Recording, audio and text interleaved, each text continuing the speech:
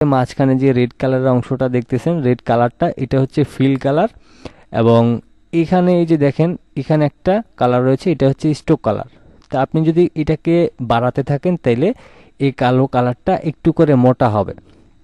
তো এখন হচ্ছে যেটা বুঝলাম, রেড কালারটা হচ্ছে আমাদের ফিল কালার এবং কালোটা হচ্ছে আমাদের স্টোক কালার।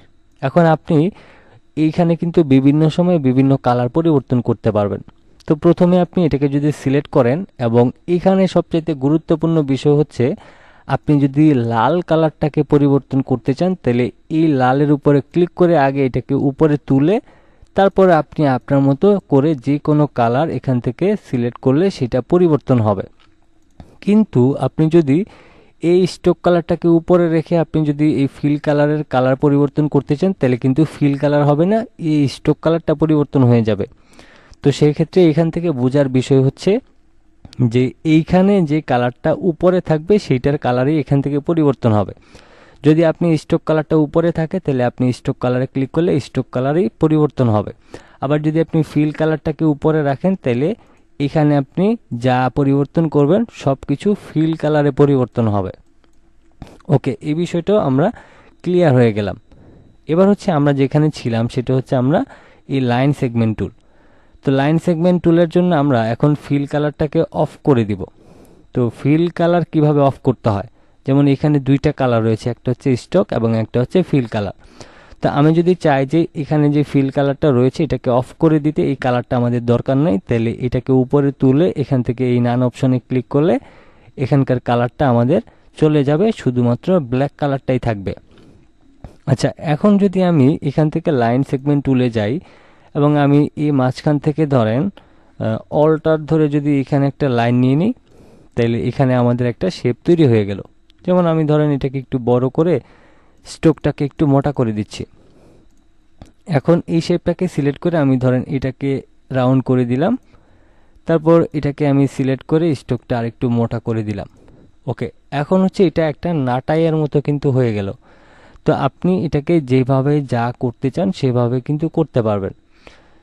তো এখানে স্টকের আরও কিছু বিষয় আছে, যেমন এই যে দেখেন এটা কিন্তু এখানটা কাটা মনে হচ্ছে।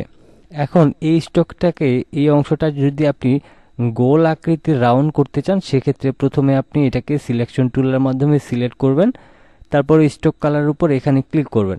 এখানে ক্লিক করলে আরও বেশ কিছু অপশন কিন্তু চলে আসে। যেমন এখান থেকে আপনি যদি এই রাউন্ড ক্যাপ করে দেন তাহলে এদিকে যদি আপনি একটু খেয়াল করেন দেখেন এখানে কিন্তু আগে কাটা ছিল, এখন এটা রাউন্ড হয়ে গিয়েছে। আমি যদি একটু জুম করে দেখাই দেখেন এটা কিন্তু আগে কাটা ছিল। আমি যদি আগের পজিশনে ফিরে যাই তাহলে দেখেন শেপটা কিন্তু প্রথমে এরকম ছিল, তারপর আমরা স্টোকের এখানে ক্লিক করে যখন রাউন্ড ক্যাপ করে দিব তখন আমাদের শেপটা ঠিক এইরকম টাইপের হয়ে যাবে। ওকে, তো এই বিষয়টা আশা করতেছি আপনাদেরকে বোঝাতে পেরেছি। এবার এখান থেকে এটাকে ডিলিট করে দিচ্ছি। তারপর হচ্ছে ধরেন আমি এখান থেকে অল্টার এবং শিফট ধরে আমি এরকম একটা শেপ নিলাম এবং এটাকে শুধুমাত্র আমি ফিল কালার দিলাম। এখন আমি যদি এখান থেকে লাইন সেগমেন্ট টুলে যাই এবং এখানে ক্লিক করে আমি শিফটটাকে ধরে এখানে একটা নিলাম, তারপর এখানে একটা নিলাম। এখন আমি যদি মাউসের লেফট বাটনটা ক্লিক করে সম্পূর্ণটাকে সিলেক্ট করি তাহলে দেখেন এখানে একটা লাইন এবং এখানে একটা লাইন রয়েছে। তো এই লাইনগুলি দিয়ে মূলত আমরা এই বৃত্তটাকে চারটা ভাগে ভাগ করতে পারবো। তো এটাকে চারটা ভাগে ভাগ করার জন্য আমরা যদি এখান থেকে শেপ বিল্ডার টুলে যাই, তারপর নর্মালি আমি এখান থেকে ব্ল্যাক কালারটা অথবা রেড কালারটাকে সিলেক্ট করে প্রথমে মাউসের লেফট বাটনটা এখানে ক্লিক করলাম, তারপর হচ্ছে ধরেন কালারটা পরিবর্তন করে এখানে একটা ক্লিক করলাম, তারপরে এখান থেকে এখানে ক্লিক করলাম, তারপরে এখান থেকে এখানে ক্লিক করলাম। আমি একটু কালারটা পরিবর্তন করে দিই।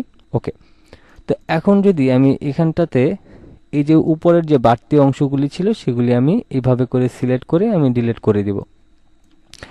এখন দেখেন আমি যদি রেড কালারটাকে টেনে সরায় দিই, এটাকে সরায় দিই, এটাকে সরায় দিই এবং এটাকে সরায় দিই, তাইলে আমাদের একটা গোল শেপ আমাদের চারটা ভাগে ভাগ হয়ে গিয়েছে।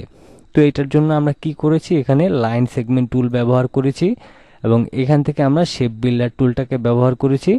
তারপর হচ্ছে আমরা এটাকে কেটে চারটা ভাগে ভাগ করে নিতে পেরেছি। এখন এখানে একটা বিষয় আছে বোঝার, ধরেন আমরা এই যে এই শেপটাকে যে 4টা ভাগে ভাগ করলাম, আমাদের মনে হচ্ছে যে এটাকে 4টা ভাগে ভাগ করার দরকার ছিল না, বাট এটা ভুলে হয়ে গিয়েছে। তো সেক্ষেত্রে আগের পজিশনে ফিরে আসার জন্য কিবোর্ড থেকে কন্ট্রোল চেপে ধরে জ্যাড চাপতে থাকবেন। আপনি কিবোর্ড থেকে কন্ট্রোল চেপে জ্যাড চাপতে থাকলে আপনার শেপটা সেম আগের পজিশনে চলে আসবে। তো এখন দেখেন এটা কিন্তু একটা শেপ হয়ে গেল। তো আমরা ধরেন ভুল করেছিলাম, এখন এটা ভুল করার পর আমরা চাচ্ছি যে আগের শেপে ফিরে আসতে, সেক্ষেত্রে আপনি কন্ট্রোল জেড দিলে আপনি আবার